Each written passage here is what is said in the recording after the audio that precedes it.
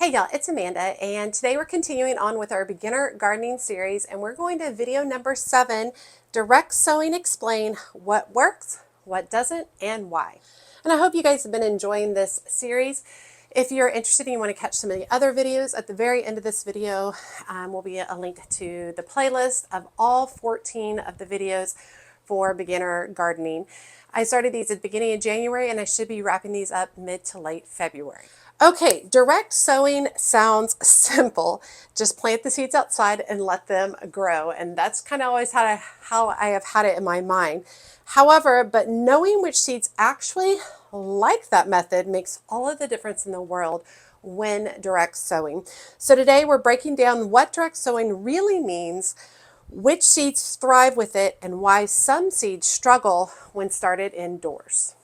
Okay, so topics we're going to be covering: what direct sowing actually is, seeds that love direct sowing, seeds that struggle with direct sowing, timing matters more than depth, watering and protection after sowing, and thinning is not optional. So getting started with what direct sowing actually is. Direct sowing means planting seeds exactly where they will be growing.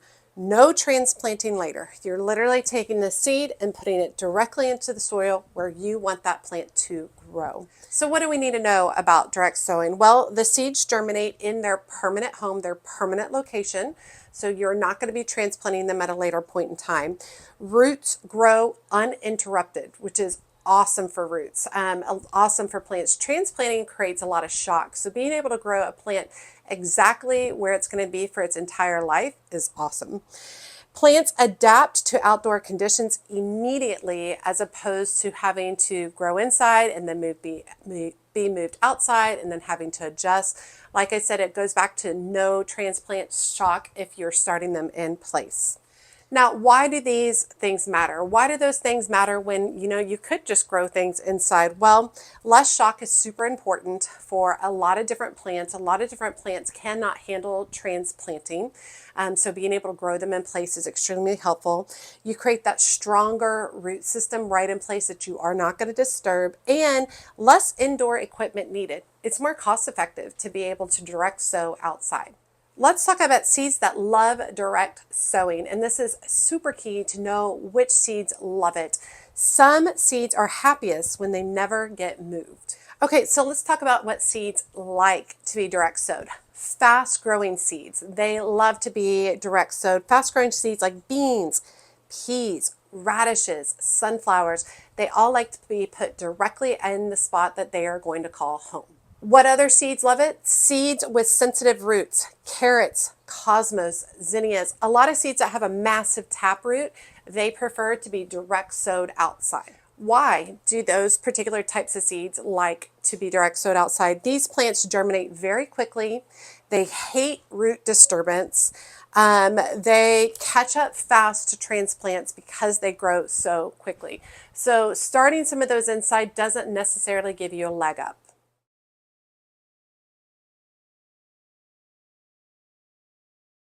All right, going on number 3, seeds that struggle with direct sowing. So some seeds need a head start, especially in short or hot seasons, but not all seeds need that. So what we want to learn about seeds that struggle with direct sowing: slow growers, seeds that grow very, very slow. Things like tomatoes, peppers, eggplants, they do tend to do better inside starts instead of direct sowing outside. Other seeds that struggle are seeds that need warm soil early. A lot of times at the very end of winter and beginning of spring, it's too cold outside. The soil is too cool. And starting some of these seeds outside, like tomatoes, isn't going to necessarily work very quickly, because that soil has to be a certain temperature in order for these seeds to germinate.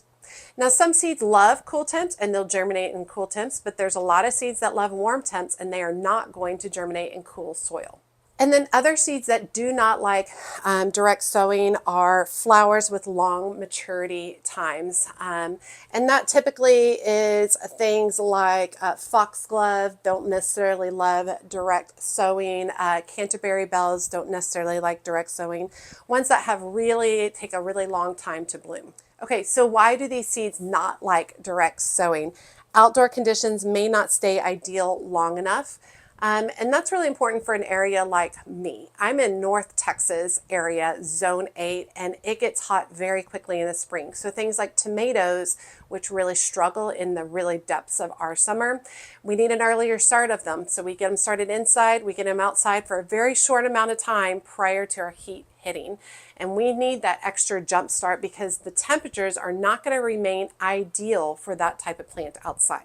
Indoor starts buy you time, which is great for some, but not for all. A lot of times things like zinnias, an indoor start will buy you a little bit of time, but in actuality, zinnias prefer to be direct sowed outside, and they're gonna do better in the long run outside. Quite frequently, if you direct sow a zinnia inside and you put one outside as well, you might get a little head start on this, but once that transplant gets put outside next to the one that was direct sowed, they're going to catch up with each other. They're going to end up coming to fruition around the same time. It's very important to understand and research which seeds do better with direct sowing. It's worth getting out your phone, Googling it, looking it up, learning, is this a fast grower? If it's a fast grower, you're going to want to seed it outside, direct seed it outside. If it's a slow grower, you're going to want to start it inside.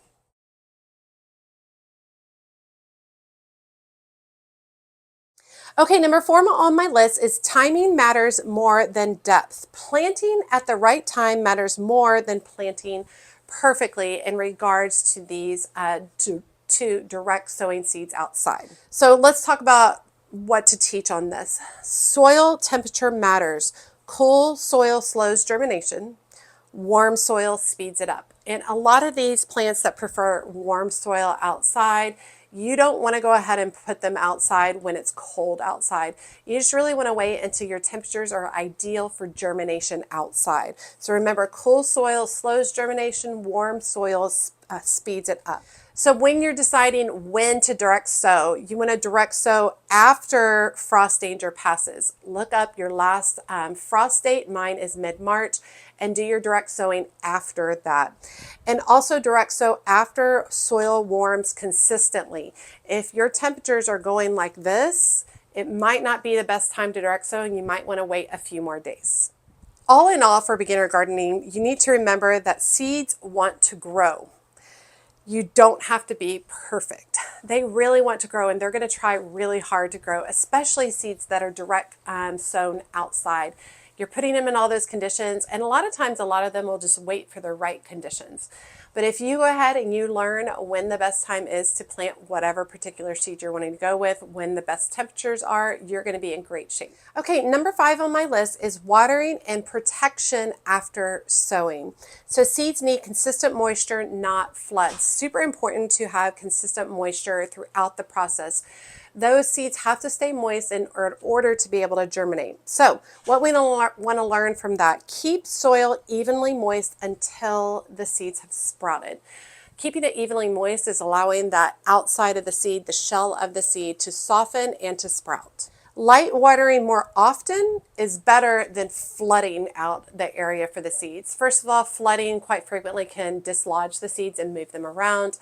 And then it's really not consistently keeping those seeds moist. So multiple waterings throughout the day to keep those seeds moist is going to be better. You want to make sure that you protect these freshly sown or freshly direct sown seeds from heavy rains, because it can dislodge and move those seeds around.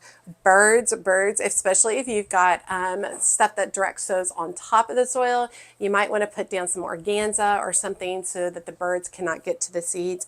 And extreme heat. The extreme heat can dry out the seeds and not allow them to germinate. Okay, number 6 on my list is thinning is not optional, and crowded seedlings compete instead of thrive. I feel like thinning, and that's when you have maybe multiple seeds that germinate in one place, you have multiple sprouts, you go through and you narrow it down to just one. It's really hard sometimes to be able to do that, and you're just so proud that you started all these seedlings.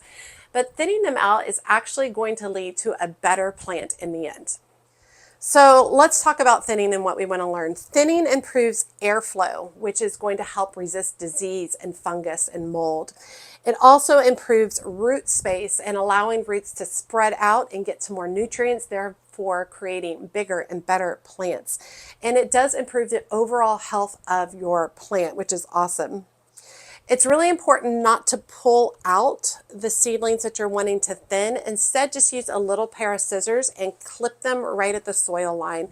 If you pull them out, it's going to mess with the other roots around it of the other seedlings that you're leaving. So make sure that you cut those out instead of pulling. Okay, direct sowing, it is pretty simple. And I know a lot of gardeners who only direct sow. And I do think direct sowing is a really great area for beginner gardeners to start. It's a really great area to feel very successful. Taking the time to figure out what your zone is and figuring out what seeds you can direct sow outside is really important. And now in the winter is a really great time to do that. Direct sowing can be the easiest, most satisfying way to grow when you choose the right seeds. So that is extremely important. You can't just dump all the seeds out there and just, whatever. I mean, I guess you could. You dump them out there and see what happens. But taking a little time to research each of those varieties and figure out when to direct sow those is going to lead to success very quickly for beginner gardeners. All right, this was a short and sweet one. I hope you guys enjoyed it. Direct sowing is super fun. You accomplish a lot in a small amount of time. Make sure that you follow the steps. Be sure to keep them moist. Super, super important. If they dry out, they are not going to germinate. So super important to keep them moist. All right, and I hope you guys continue enjoying this series. Remember, the link to the videos is at the end of this video. And if you're like me and you're on a gardening journey and you would like to do that with some friends, be sure to check out my Patreon community. The link is in the video description below. It is a great group of people who love to talk about gardening on a daily basis. If you decide to join and become a certified Mad Gardener, you get access to lives, exclusive videos, as well as group chats, photo sharing, and direct messaging straight to me. All right, you all, as always, she's a Mad Gardener or a decorator or anything else that she wants to be. Thanks, y'all.